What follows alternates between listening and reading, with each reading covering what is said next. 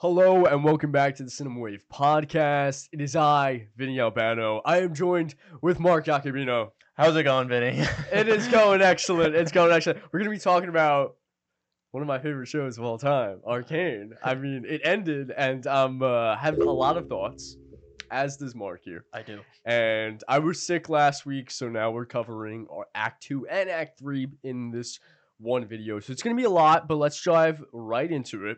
Mhm. What was your initial overall thoughts on Act 2? We'll start with Act 2. Okay. And we can then go deeper. Yeah. It's hard to probably sum it up because I think Act 2 is very dependent on kind of the payoff in Act 3. For me, in the moment, I think Act 2 was the strongest of the season compared to Acts 1 and 3. I think the emotional highs are on par with Season 1. I think the moments where you have all of those main characters all in one location and it's a ticking time bomb, you don't know what's going to happen, and when it does finally go off, it hits extremely hard. It's fantastic. I again will reiterate my thoughts from Act 1. I do believe the pacing this season has been rushed, and I think it carried into Act 3. I think a lot of the world building and some character evolutions didn't hit as hard as I think they should have. And my overall thoughts, and we'll get into this probably in the episode, is that I think this show was probably planned to be 3 seasons, but I think they condensed season 2 and 3 together, whether that's for budgetary reasons, whether the studio wanted to move on, whether this story got too big for just Vi and Jinx's story. We can talk about theory crafting there, but for me, Act 2, really enjoyed it. It was my favorite part of the season. Yeah, I actually 100% agree with you. I was very positive about Act 2, but I will say there are some really noticeable flaws. The pacing, and in particular, you mentioned needing a third season. I think that's going to be something that we're going to be repeating a lot through this entire episode. Yeah. Because by the end and Act 3, which we'll get to, I just kind of was feeling like, oh my god, this felt like it needed to be 3 seasons. Yeah. But what we have here is still a really solid show, and still a show that I will be praising probably to the day I die. There was just some beautiful moments, and I agree, this is the emotional peak of the show, Act 2 here, because Act 2 does such a good job just handling the emotions, literally back to back, from the reunion of Vander now as Warwick and them in the tunnels to Isha's sacrifice. I that broke me. That genuinely broke me. But I also feel your sentiment about the pacing, and I don't know if it's particularly pacing wise, because it's not like an Uzumaki situation where this is clearly going too fast. Yeah. And it just feels like it's missing thing. It feels like it needed more beats. But we do get slow moments, and we do get moments of breathe. Yeah. And breath, inhale, exhale, but I can agree with that sentiment of there needed to be more beats. Yeah. And let's just dive right into that. Caitlyn.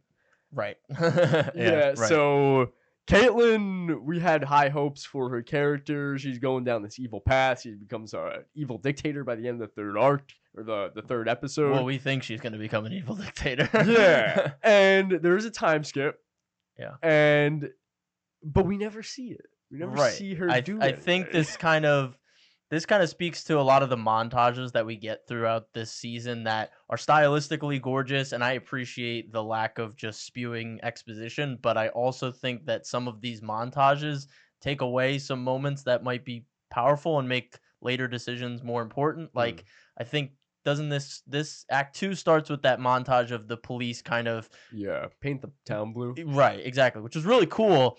But then in later scenes, when Caitlyn's like, there's been so much bloodshed and violence and death, and we don't see it, we just saw the stylized montage, and we don't know how long people have been subjugated, and you can infer it, yeah, but I also think that calculated violence and calculated showing of violence is important, and I think Caitlyn, like you said, never fully embraces what they kind of set up at the end of Act 1. She, she's under Mbessa's wing, and Mbessa's pretty much making all the calls, and Caitlyn's like, I don't think we're doing the right thing. And it's like, well, you were just about to kill a kid in the last episode, and now you have a moral compass again. It felt like maybe they wanted to do that with her, but again, I think, like we said in the beginning, the season 2 and 3 thing, the condensed of all that feels like that's why it's missing. And I agree. I think the beats are right. I don't disagree with where they go with the story or where what happens, but I just think if it was spread out over 2 seasons, it would have made a lot more sense for everyone. Yeah, no, 100% agreed. That moment when Vi calls her cupcake, and then she's like, you know what? I'm with you now. Like, that was like two episodes ago. You were like, yo, I want to burn everything. Mm-hmm. So it feels a little like very quick flip-floppy. It just felt like there needed to be more. But everything else, though, I love. Yeah. I love. I know some people online are complaining about the whole Vander Warwick. I personally didn't have any issues with it. I don't know how you felt about the Warwick subplot. I'm never a fan of bringing back someone that had like a meaningful death, and it kind of propelled the character arcs of our 2 main characters in season 1. I do, however, like that it's the thing that brought Vi and Jinx back together. I really like some of the lines surrounding it, like when Jinx is like, he's your dad too. Like, that really hits hard a couple times, especially when Vi repeats it when she accepts Vander as what he is now. I just again, I feel like we maybe could have gotten some more time of them disagreeing, Vander being a bit more exposed to them and them understanding him. But I again, they've been the emotional center of the show. There's a fly in the studio. We're sorry. That's why I'm swatting. Yeah. They've been the emotional center of the show, and I think when they are the main focus of the show, that's when the show's at its best. And I think Act 2 just proves that. And I do like the Vander thing. I didn't love it as much in Act 3 when he becomes that kind of like godlike version of it. I didn't really understand, like, is he still in there? Because the other people just got turned into the metal iRobot looking things, but they still saw him in there. So I didn't in the end, there's a lot of things that are just kind of muddied that are unfortunate because they would have hit hard. That was my thoughts in Act 2 and 3. Yeah, I see that. I see that a lot. I do wish there was more time with Vander in his Warwick form. However, I think honestly, we're episodes 5 and 6 of season 2 are gonna be bangers. Yeah, they are bangers. They're gonna be raved about for years to come. But I think episode 4 is really underrated too. From a technical, I mean, the show is technically beautiful. Like, everything is just incredible to the end. Technically, animation wise, it is beautiful. But episode 4, I do love how we're established into Act 2, and how Jinx is now, we see this bond coming more into fruition with Isha, and Jinx and Savika go out to rescue those group of Zaun, protesters. And we see this let's fly. Okay. And we see this really awesome like POV of Warwick, and it's like this blood-drenched like hallucinatory vision that he's seeing as he's like chasing the blood. It's so cool. So cool. And then this whole scene in the prison is great. As a Jinx fanboy, I loved seeing that moment of like, she realizes like, holy shit, like, she was mocking the idea that she was a hero, but these people really find a sense of resistance, a sense of power in her image, and just her taking that in as they're passing by, touching her shoulder. It's very humble too. This doesn't like get to her head, particularly in the part where it's like she becomes like, oh, this is what I have to do. There's still that Jinx that's like, not really a hero, but the fact that she sees this after hating herself since season 1, she's been just hating herself and hating herself. It is a really strong moment for her. And I love that fight between Warwick or Vander and Jinx. And Isha, someone pointed out, I didn't realize this until after. Isha is obviously mute. Someone pointed out on Instagram, the only word she could say is mama. And as Savika pulls her away, she screams mama to Jinx, which only makes her sacrifice in season 6 hurt me even more. 6, Or episode 6. And I thought episode 4 was really underrated, but then also episode 5 with Emo Vi.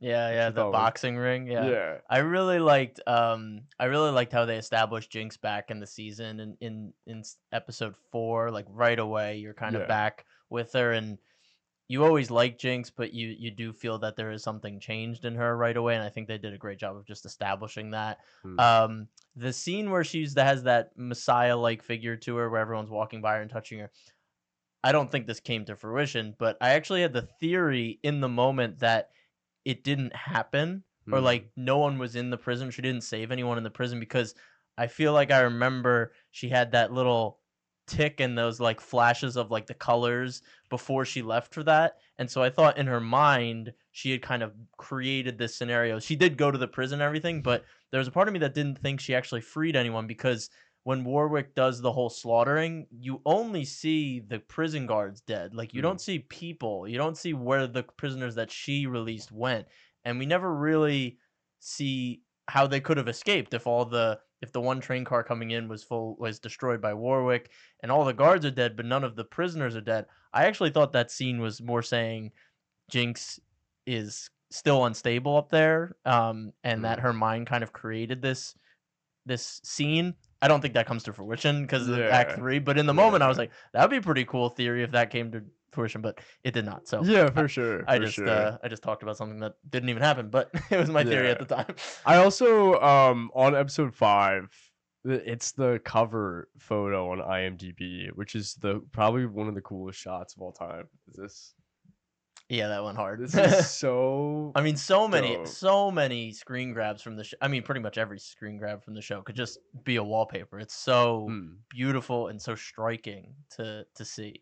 Yeah. So good. So let's get to the end of Act 2, because we mentioned it already a handful of times. Isha's sacrifice and them coming to Viktor's camp, right? And then Jace comes back. Crazy. Which I really liked. I know a lot of people didn't like the idea of just having him show up just to, fuck around.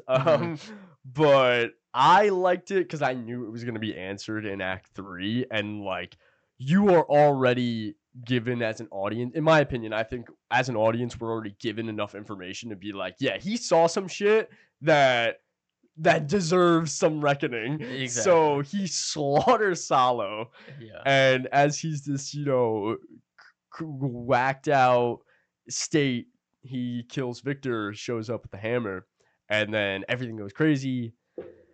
Yeah. What was your thoughts? Jace has never been like my favorite character, but he gave me the 2 jaw drop moments in season 2. In Act 2, where the episode ends with him slamming the hammer down on the one guy. I was like, oh my god. And then obviously the next episode he shoots Viktor, and I really like how they flip them. At the end of episode 5, you're like, oh, Jace is off the deep end, he's the bad guy, Viktor's the savior. And then in episode 6 he kills Viktor, you're like, what is Jace doing? And then by the end of the series in Act 3, you see that Jace is really the righteous one, and Viktor was the one that was misguided by this theory and this will and this want for evolution for the entire society. So I like how they played with those perspectives with both of those characters, because Jace, I was like, this is a madman right here, but not really. No, totally. I think Jace for me is someone that I was never like I loved him from a writing perspective but I was never like a favorite of him because, like, he always held this very ignorant view, right? Because he came from the Piltover, and he never really saw perspective in a rightful way, and he was put into a position of power by being his reckless actions, which I think is the charming nature of him, right? That he in season 1 did so much reckless stuff, got very much in trouble, was expelled from the academy, but eventually ended up on top and ended up as the counselor of Piltover. But he also held an ignorance towards the perspective of the people of Zaun, and very much a prejudice. So, but his whole turn and where we have him take throughout these episodes in season 2 is just real. Like, it cemented Chase as one of my favorite characters by the end of it.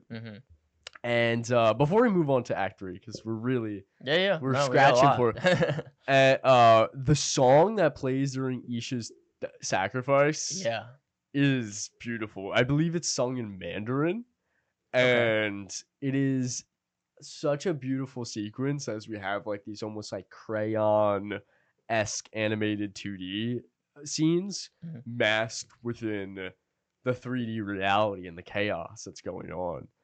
And that was powerful. Yeah, I mean, some movies overuse slow motion. Arcane uses it perfectly every single time. It's so epic every time they use it. And yeah, that sequence, the lighting, that, you know, just using the glow of the lava coming off of Vander as he's going crazy, and just using that as the light source was so cool. The fog of war, everything was just awesome. And like you said, the music. I mean, the music throughout Arcane, it's always incorporated perfectly in any scene. And yeah, I love that scene so much. Going back to Jace, yeah, I do again appreciate that he's very much he's an Oppenheimer type figure, where, you know, his will and motivation for new discovery and new advancements in science and technology push him forward, even when it's for the detriment of the people. You know, his curiosity takes him too far, and, you know, Viktor shows that ultimate degree of what it could be if you take technology and science too far, to the point where it's like this is the final evolution, but then there's no imperfections, and imperfections are what make us who we are. And, you know, Jace's journey of realizing, you know, maybe technology isn't always the answer to everything, and him having to literally destroy it, and his invention in the end is just very poetic. And I really appreciated that. And him and Viktor just being those you know, turn of the century industrialists, you know, science going too far, like Frankenstein, all these cautionary tales of just over reliance on theory and stuff like that, and being counter to that, and remembering the, you know, the human aspect of things. So they're a group, they're a pair of characters that I didn't expect to connect with as much by the end of this season, but I think they really did outshine a lot of the other ones that they might have brought in this season. Oh yeah, I 100% agree. I feel, and we could now dive like directly into Act 3. Yeah. Jace at the end and Viktor's sacrifice is really touching to me, and it's poetic. You know, you described it best. It's a very poetic type of dynamic between these characters, and I feel like where we before you put it really well, where it's like where we got to, like the beats that we have are great. Like it feels like the show was this is what they were leading up to. Yeah. But there's the but. Yeah, but there's just something that it almost feels a little like we're here already. Okay, right, definitely. The last 2 episodes was definitely you were sitting there like this show has to wrap up in 1 episode, like a series is wrapping up in 1 episode. And it was just, you got to the final battle and you're like, I'm not like there yet. I'm not like at series finale final battle yet. I think we should talk about Mbessa and Mel, because I think that's something we haven't touched on. Mbessa has been such a big part of season 2, especially Act 2, kind of scheming. She loses her like the big brute that was kind of her personal protector. And this storyline just never caught on for me. It never landed. All the stuff with Mel just was so muddied, with her brother being brought into the mix, the child out of wedlock with Mbessa, the Rose, which I still don't know what that is and what's going on there. Yeah. And then we have this kind of disappointing or underwhelming death scene of Mbessa where you don't really know what happened, but she dies, and I that's again a moment and a beat that I think over 2 seasons would have made a lot of sense, because they would have had time to world build. What is the Rose? Why is Mbessa here other than power? Is her motivation anything outside of power, or just a thirst for battle? And it just didn't land for me at all. And it's unfortunate, because I think Mbessa had a lot of potential, and she did realize some of it, but yeah, at the end it did not land for me. How about you? Yeah, I agree. So diving really into the negatives, this was probably my most apparent negative with the show, is this whole subplot. Even Mel too. Like, I know you said Mbessa's potential, but Mel too. Mel in season 1 was such a nuanced, manipulative, but cunning character. I really loved her character and how she was able to swindle herself within the High Council, and then she develops a relationship with Jace. We see that more vulnerable side with her. In season 2, her character just kind of like it feels like done. It's disappointing, because I really loved her character. I also love like the aesthetic of her character and like the whole, like, just her character design and the design of her powers that she gets is really cool, but it just feels like such a dud. Like, I mean, you already put it best. It's like, what the hell? What the hell even was going on? What was going on? We get no explanation, really. It's underdeveloped. It comes out of nowhere.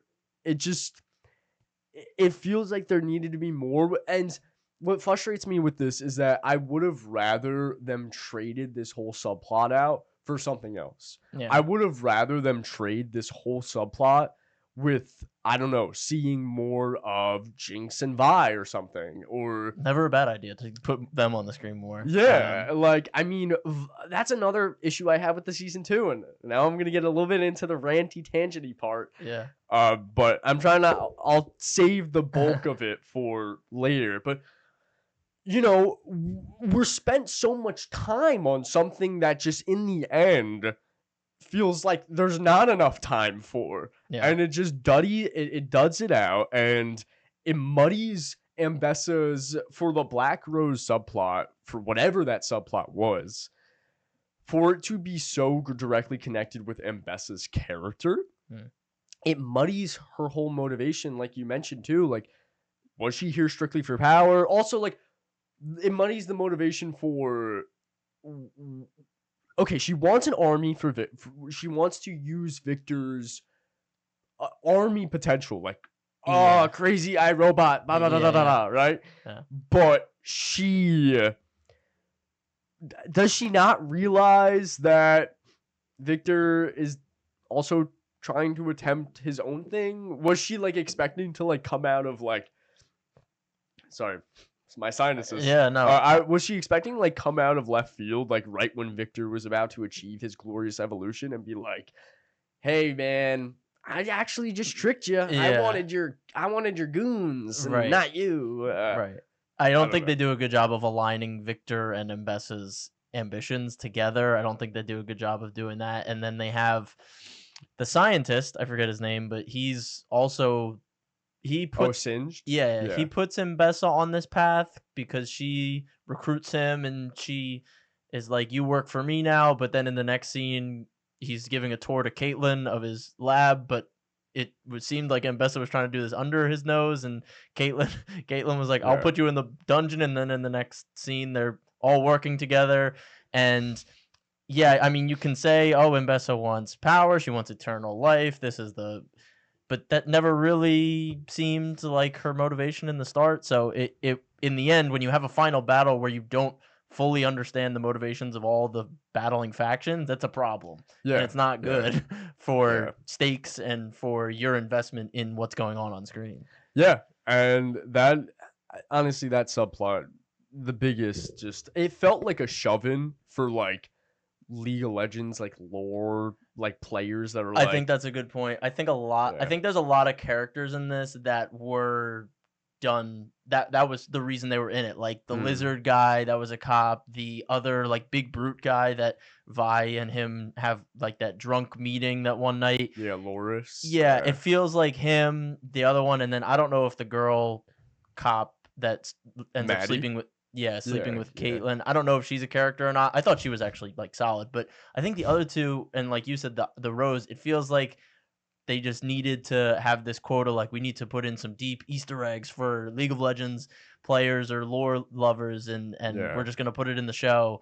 But if they had a season 3, maybe this Black Rose thing pans out more, and then in season 3 we have this really emotional daughter mother fight where Mel is going after Mbessa, and she's able to harness the Black Rose and betray the Black Rose, use the power against them. All that could have came together, but here in essentially 3 or 4 episodes of TV, it's way too quick. I agree. Now I do want to talk about some good stuff before we talk about more negatives. Episode 7.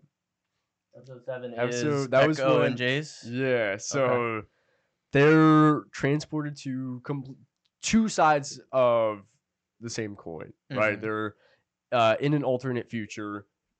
Echo is in the best possible alternate future, Right? And then Jace is in the complete opposite. And it's fun. The dichotomy between it is really funny to watch. But Echo remains goated. I know we said it in the last record. I love Echo. He is okay. And this is what I love about this episode. Someone put it best. I saw a comment under an Instagram post. This episode, season 7, or episode 7, let's keep saying season. It makes you nostalgic for something that never was. Right. And seeing this future, seeing how Echo realizes just everything that's going on, and it's beautiful. The sequence when him and Powder dance with the French song. Oh my god. That's peak, absolute peak. Yeah. I don't know if you had any thoughts, but yeah, I liked episode 7. I think was it episode that was 7. That was the first episode of Act 3. Yeah. Okay. Yeah. Yeah. I think I liked it. I think its placement obviously is the third to last episode. It felt like a lot of setup, but it had to happen. I guess I'm more curious how the rune selected them to go to different places. Like it was almost too perfect that Jace ended up in the bad reality to end up turning things around and coming back, and then putting Echo and Heimerdinger in the good one for him to discover time travel to a degree, to become a device at the end of Act 3 to kind of save the day. I guess I'm just curious, was there something behind that, why that happened so perfectly? Because it's a little too perfect, you know what I mean? Yeah. I like character-wise, it's great. It's really cool to see those like good realities, and then just Jace's descent into madness to literally stop the thing that he was trying to create, essentially. Like that all makes sense. But I don't know. Do you have any like theories on how them touching the wild rune perfectly worked out that they ended up in those realities? Yeah. So someone pointed out that, like the way that Echo and Heimerdinger find out, which also real quick, I love the scene that they find out like how to control time, essentially, because it shows Echo's intelligence without someone who is not properly educated. Like he's from the Undercity, and I love seeing that. But in that scene, he studies the acceleration rune that Jace was given as a young boy, as a blueprint. So that like it eventually gets like singed into his wrist. And the acceleration rune, we saw that he used that, he implemented that within Hextech in season 1 to make like the hex gates Hmm. and make like transport and import and export essentially like Yeah. like Right. like wormholes essentially. Yeah. And there's a theory that because Jace's acceleration rune on Oh. his wrist, when he threw the hammer onto the corruption in episode 3, Yeah.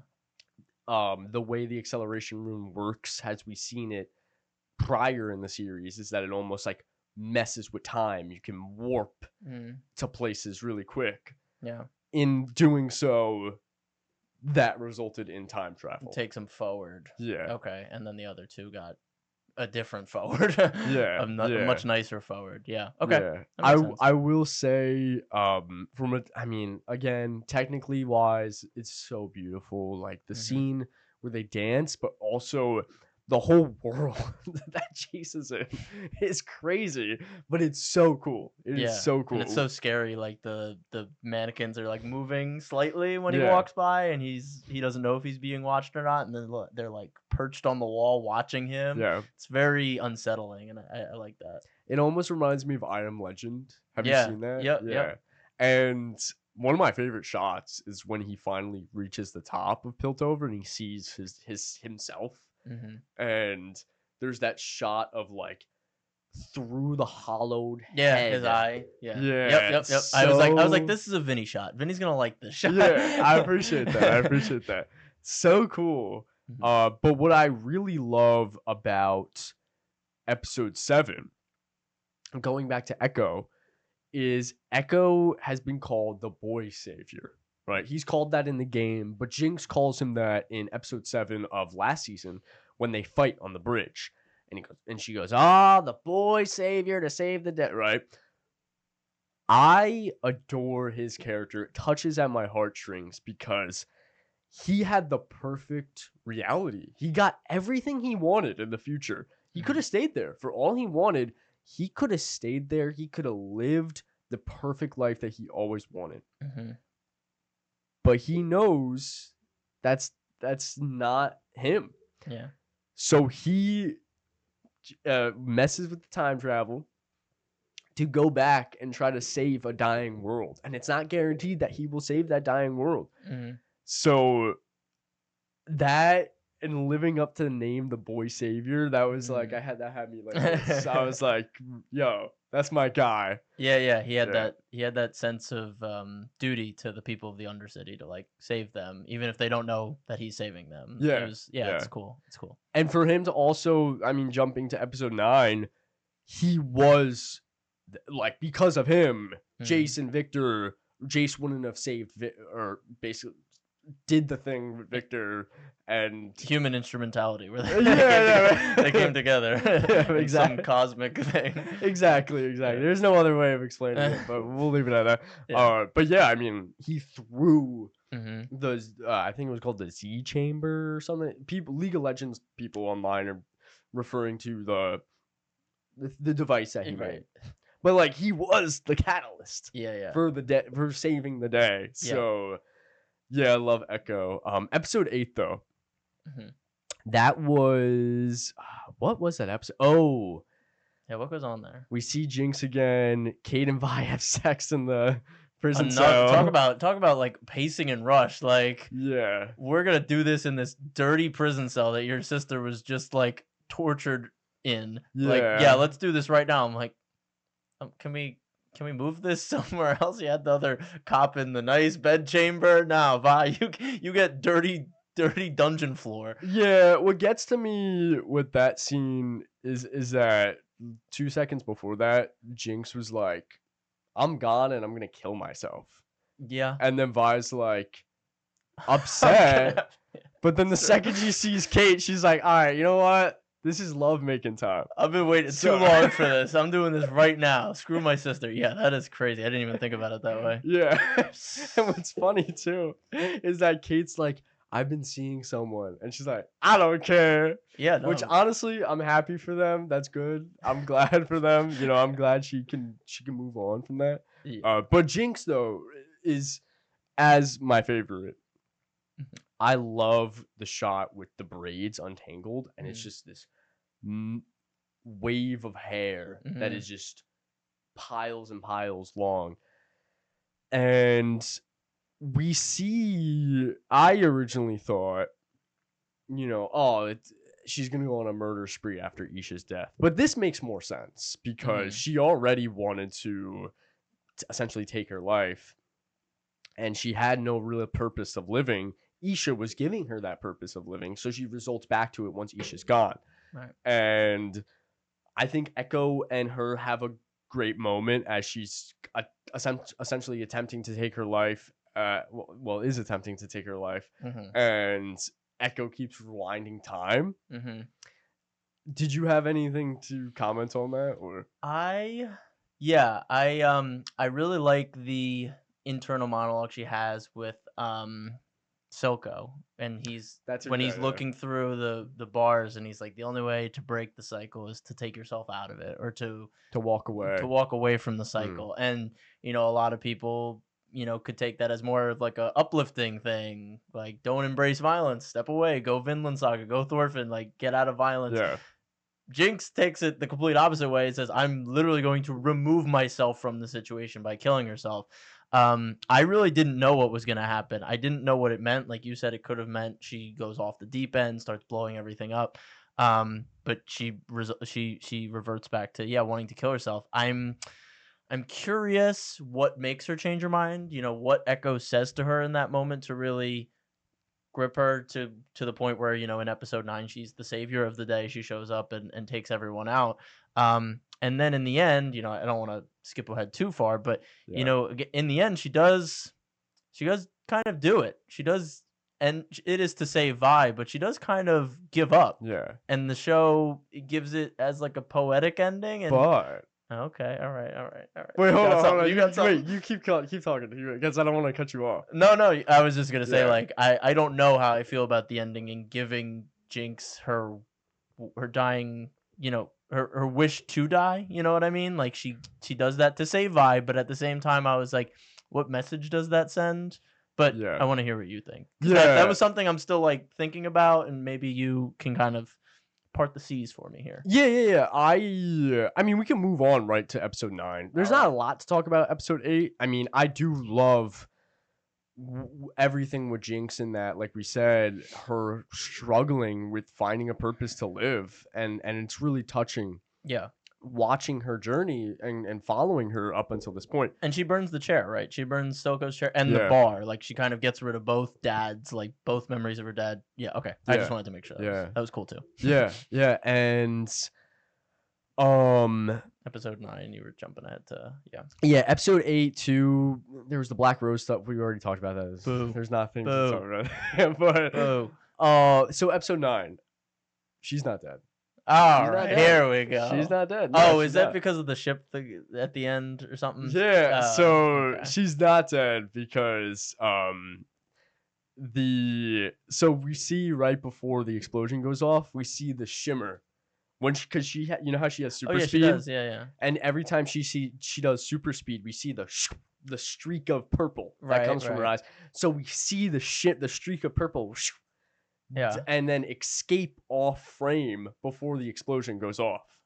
And then Kate, right before the credits start rolling, Kate is looking on that little computer, looking at the blueprints of where she exploded herself. Yeah. And she sees Kate sees that there's emergency tunnels. And she just smirks. You see that Kate just smirks.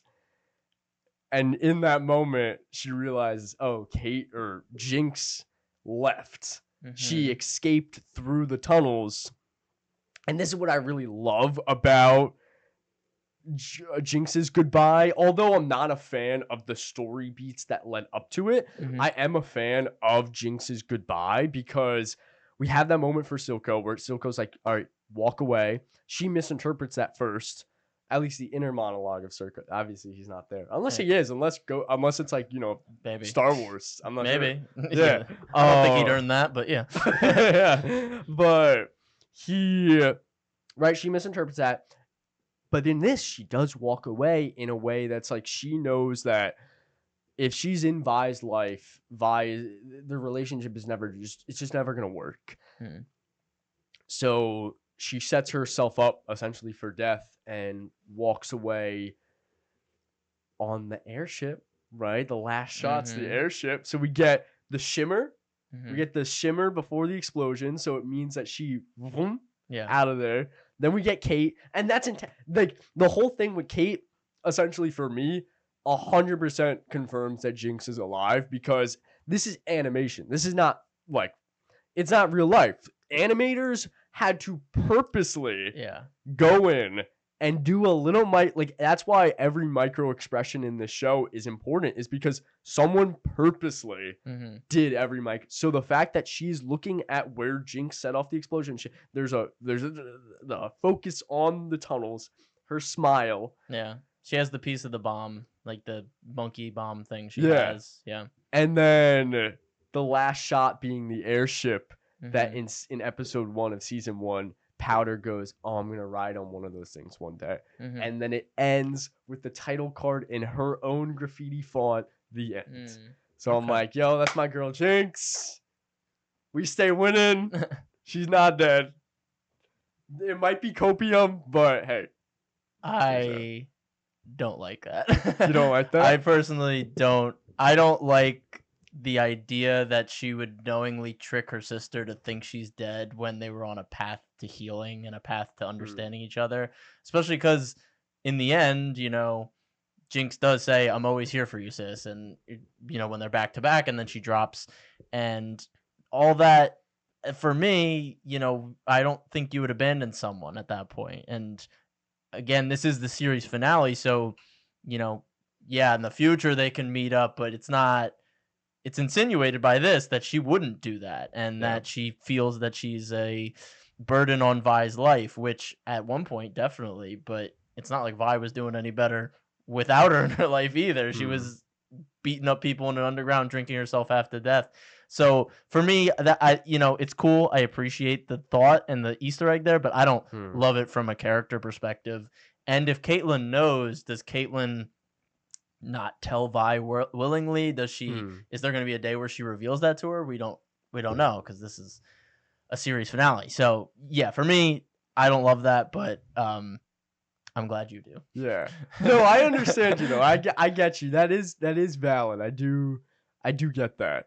But also for me, I don't know. For Jinx was never a perfect character. I don't think she ever will be a perfect character. So it's like, I almost think that level of trickery, I wouldn't say is needed, but I can excuse. It checks out for her. Like, if she's gonna trick someone, it would be her. It's just a very sadistic trick, in my mind. But yeah.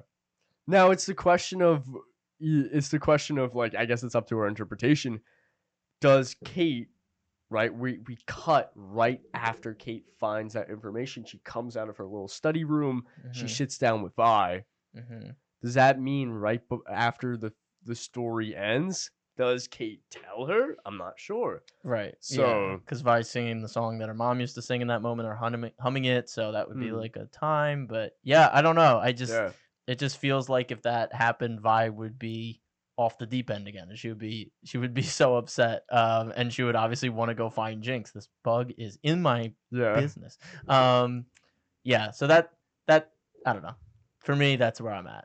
I'm like, Vi deserves a win here, and sure, she gets to have sex with the queen, not in a dungeon now, but I'm like, that's not really a character win for me.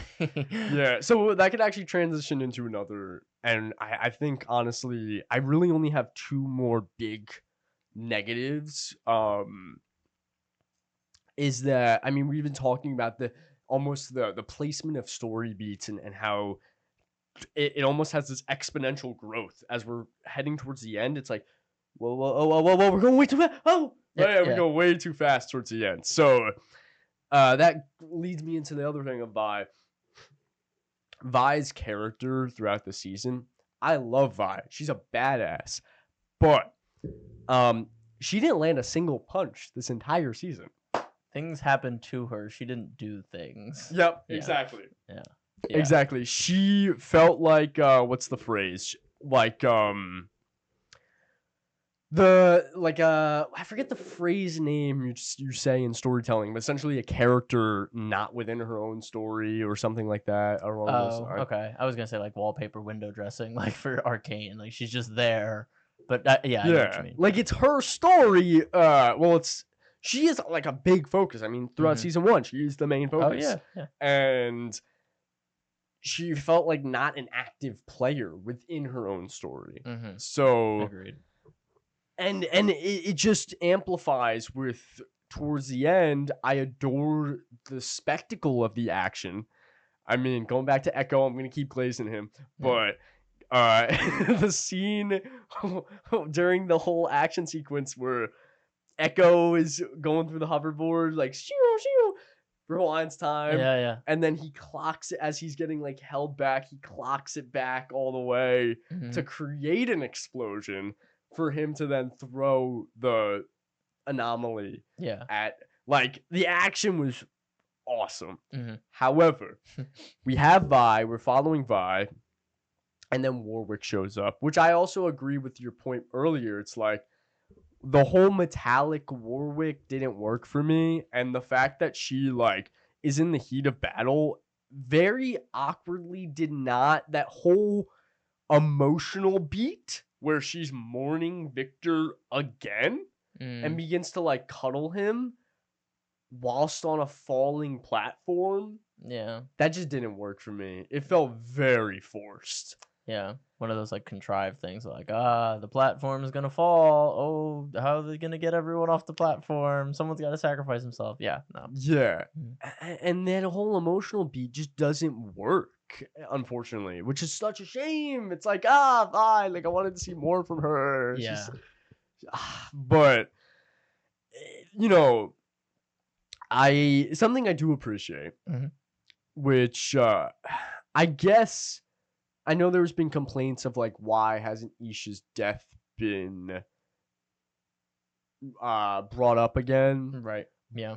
But with a keen eye. Oh god, did she survive too? No. She did not survive. But with a keen eye, there are a lot of memento stories. I mean, Jinx's whole new look is all Isha. Her little shark hoodie that she has, that she shows up in, is the same shark design that Isha's on the top of her helmet. And Isha's goggles are stitched within the artwork of the blimp or the hot air balloon. Yeah. So there are a lot of mementos towards Isha, which I appreciate. And seeing Jinx, I was like, yeah, that's my girl. As she showed up, blasting the music, I was like, yeah, that's a girl. I love her. Yeah. And then what was the other point? Yeah, I think you said you had two. Honestly, I don't even remember. That's all right. But just I guess. I guess we could talk about. So we know the studio spent. I think they just released the budget was $250 million for this show. So that's enormous for an animated project. And the studio is also working on other projects. I know they have a standalone movie not related to Arcane in progress. I heard some people say there were spinoffs to Arcane. What do you think the reason is that they made this show 2 seasons? Do you think it's budgetary? Do you think it's the story was getting too big for just Vi and Jinx's story, that they're like, we should end it here, and then if we want to expand the lore, we could do that? Or do you think, since this show takes so long to produce, I mean, the first season came out 2021, 2020, so it took 3-4 years to do one season, and then between seasons. So realistically, this studio is about to be working on this if they did 3 seasons for over a decade. And maybe the studio is like, we don't want to commit ourselves to that, and so they condensed it. What are your thoughts? Because there was a decision, I think, to say we got to condense this into 2 seasons. What do you think it was? Yeah, it's hard to say. I think a lot of it had to do with time and budget. I think Netflix played a part in it too. Maybe Netflix saw that was like, hey, we're not going to lend that much money to a 3rd season. We don't know if it's going to burn out. Yeah, right. I don't know how popular. I know Arcane is popular, but in the sense of metrics, I don't know how popular it is. True. I could be entirely wrong on that, but I think it did have to do with time and money. And also, though, the weird thing, though, is that it's expensive. But is it that expensive if you think about it? Because the $250 million that they put out included the marketing budget as well. Oh, okay. Which is weird because nobody includes the marketing I was gonna budget say. into the production budget. Yeah. So you minus a lot of that, and then you divide it between, this is 18 episodes in total between season 1 and 2. So you're getting a lot of hours. This is like, 14 something hours of runtime. So, and you divide all those numbers, I think it's probably somewhere between $10 to $15 million per episode or per hour. So is it really that much when like a Disney movie that's also animated costs the same and is only 2 hours, It's a good point. Yeah, I mean, I think you more related to like live action TV. Star Wars projects, even at their highest, are usually like 15 mil an episode, 20 mil an episode, and that's for live action, and this is animation. I'm not saying there's a difference. I love both mediums, and I love that animated projects are getting these types of budgets for stories like this, mature stories like this. I'm just saying, I think an executive with a very old mindset says, why is a Star Wars or a Disney Plus live action TV show costing the same amount of money per episode as this animated series on our platform? This isn't sustainable. Condense it. I think that's how they think about it, and I can see why they would think that way. But yeah, I also see your point that, in the grand scheme of things, for hours of content, it's a good deal. Yeah. I think my last big gripe with the finale, and this is the thing too, is that like I don't think the ending and the finale is bad. No, it's not. It's a spectacle, and all the characters end up in places that feel deserved. It feels deserved, and it feels like it was meant to be, and the character deaths are, there's a resolution to a lot of these characters that feel right. Yep. It's just I know we've repeated it constantly, the beats leading up to that almost feel like they needed to be filled out more. However, one big gripe I also have is just the thematics of this finale and how I felt similar almost with Attack on Titan. Where, so Attack on Titan for me is not a perfect ending. I don't think it's a bad ending though. But I feel like there could have been more beats. And we see with a lot of, and this is going to the thematic part of the storytelling, we see with a lot of these stories that have political intrigue. Arcane is a show that I fell in love with because of the political intrigue. I mean, this is a tale of two cities, right? And we're literally seeing police brutality, occupational oppression. Like, it is a very nuanced political show. And up until, we see that in episode 4 here with the Paint the Town Blue. Oh, I know where you're going with this. Yeah, I know where you're going with this. And in all these stories, it all leads to the two opposing forces, Zaun and Piltover in this situation, coming together to fight a common enemy.